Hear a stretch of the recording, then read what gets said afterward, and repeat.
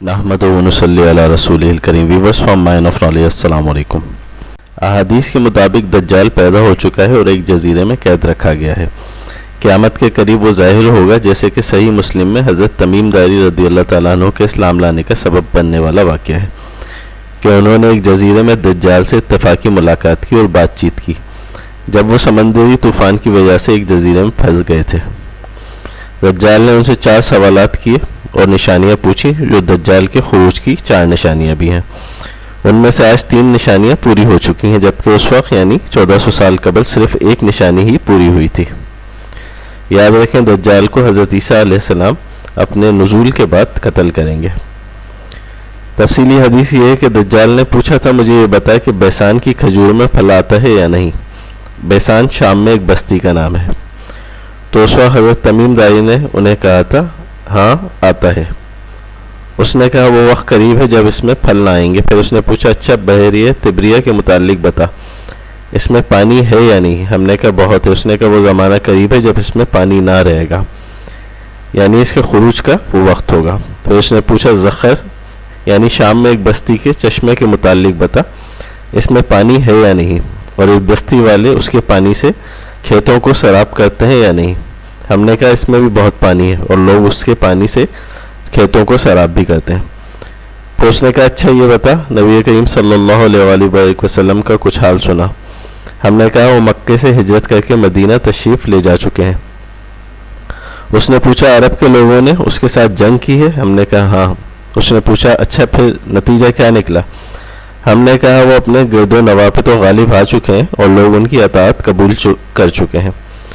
اس نے کہا سن لو، ان کے حق میں یہی بہتر تھا کہ ان کی اطاعت کر لیں. اور اب میں تم کو اپنے متعلق بتاتا ہوں، میں مسیح دجال ہوں اور وہ وقت قریب ہے جب مجھ کو یہاں سے باہر نکلنے کی اجازت مل جائے گی. میں باہر نکل کے تمام زمین گھوموں گا اور 40 دن کے اندر اندر کوئی بستی ایسی نہیں رہے گی جس میں داخل نہ ہوں، سوائے مکہ اور طیبہ کے. ان دونوں مقامات میں میرا داخلہ ممنوع ہے، یعنی مکہ اور مدینہ کے علاوہ یہ پوری دنیا میں ہر جگہ جائے گا. جہاں تک دجال کے سوالوں کا تعلق ہے بیسان کی کھجور میں پھل آتا ہے یا نہیں، تو جان لیں بیسان کے نخلستان میں 626 ہجری کے مورخ ابو عبداللہ کے مطابق 2 کھجور کے درخت تھے اور دونوں میں پھل نہیں آتا تھا.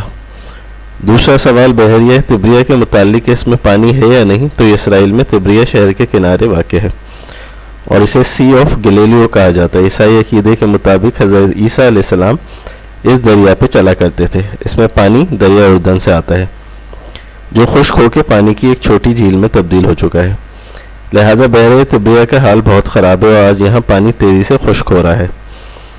اس دریا کا پانی گزشتہ 100 سال کی کم ترین سطح پہ ہے. جہاں تک زخر کے چشمے کا تعلق ہے تو یہ چشمہ حضرت لوط علیہ السلام کی بیٹی کے نام پہ ہے، جس کی وفات اور چشمے کے پاس ہوئی تھی. زخر کا چشمہ پڑ گیا تھا نام ان کے نام کے اوپر. معجم البلدان میں ابو عبداللہ حموی نے زخر کے چشمے کو بحیرہ مردار کے مشرقی جانب بتایا ہے.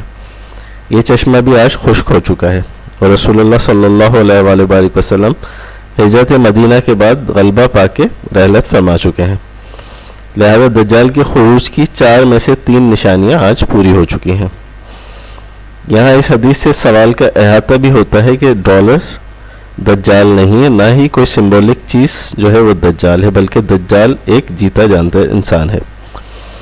دجال اس وقت کہا ہے اس کو حدیث میں مبہم رکھا گیا ہے.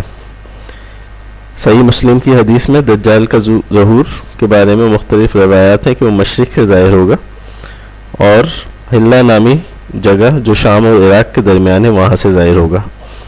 اور ترمذی شریف کی ایک روایت میں ہے کہ یہ خراسان سے ظاہر ہوگا جو مشرق میں ہے. حضرت تمیم داری کی تفصیلی حدیث یہ ہے کہ وہ ایک مرتبہ ایک سفر پہ تھے، بحری سفر پہ تھے کہ اس سفر کے دوران سمندر میں طوفان آ گیا اور 1 ماہ تک وہ اس کا تماشا بنے رہے. آخری مغربی جانب ان کو ایک جزیرہ نظر آیا جس کو دیکھ کے وہ بہت مسرور ہوئے اور چھوٹی کشتیوں میں بیٹھ کے اس جزیرے پہ اتر گئے. سامنے سے ان کو جانور کی شکل میں ایک چیز پڑی نظر آئی جس کے سارے جسم پہ بالی بال تھے. اس میں اس کے اعضائے مستورہ تک کچھ نظر نہ آتے تھے. لوگوں نے اس سے کہا کمبخت تو کیا بلا ہے.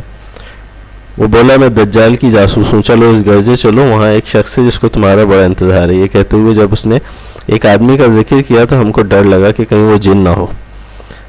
ہم جب گرجے پہنچے تو ایک کبھی ہیکل شخص کو دیکھا، اس سے قبل ہم نے ویسا کوئی شخص نہیں دیکھا تھا۔ اس کے ہاتھ گردن سے ملا کے اس کے پیر گھٹنوں سے لے کے ٹخنوں تک لوہے کی زنجیروں سے نہایت مضبوطی سے جکڑے ہوئے تھے۔ ہم نے اس سے کہا تیرا ناس و تو کون ہے؟ وہ بولا تم کو تو میرا پتہ کچھ نہیں لگ سکتا، اب تم بتاؤ تم کون ہو؟ انہوں نے کہا ہم عرب کے باشندے، ہم ایک بڑی کشتی میں سفر کر رہے تھے، سمندر میں طوفان آیا اور 1 ماہ تک رہا۔ اس کے بعد ہم اس جزیرے میں آئے تو یہاں ہمیں ایک جانور پڑا نظر آیا جس کے جسم پہ بال ہی بال تھے، اور وہ ہمیں یہاں لے کے آیا ہے۔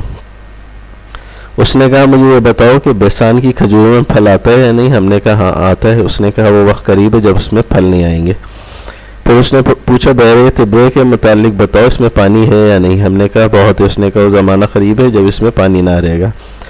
پھر اس نے زخر کے چشمے کے بارے میں پوچھا اور آخر میں نبی کریم صلی اللہ علیہ وآلہ وسلم کے بارے میں پوچھا۔ پھر آخر میں اس نے بتایا اپنے بارے میں کہ مسیح دجال ہوں اور وہ وقت قریب ہے جب مجھ کو یہاں سے نکلنے کی اجازت مل جائے گی اور میں سوائے مکہ اور مدینہ کے تمام دنیا میں گھومتا پھروں گا۔ جب میں ان دونوں میں سے کسی بستی پر داخل ہونے کا ارادہ کروں گا اس وقت ایک فرشتہ ہاتھ میں ننگی تلوار لیے سامنے سے آ کے مجھ کو داخل ہونے سے روک دے گا، اور ان مقام مقدسہ کے جتنے راستے ہیں ان سب پہ فرشتہ ہوں گے کہ وہ ان کی حفاظت کر رہے ہوں گے۔ رسول اللہ صلی اللہ علیہ وآلہ وسلم نے اپنی لکڑی ممبر پہ مار کے فرمایا وہ طیبہ یہی مدینہ ہے۔ یہ جملہ 3 مرتبہ فرمایا۔ دیکھو کیا یہی بات میں نے تم سے بیان نہیں کی تھی؟ لوگوں نے فرمایا جی ہاں آپ نے بیان فرمائی تھی۔ اس کے بعد فرمایا دیکھو وہ بحر شام یا یمن بلکہ مشرق کی طرف ہے، اور اسی کی طرف آپ صلی اللہ علیہ وآلہ وسلم نے اشارہ فرما کے کہا کہ دجال اس طرف ہے۔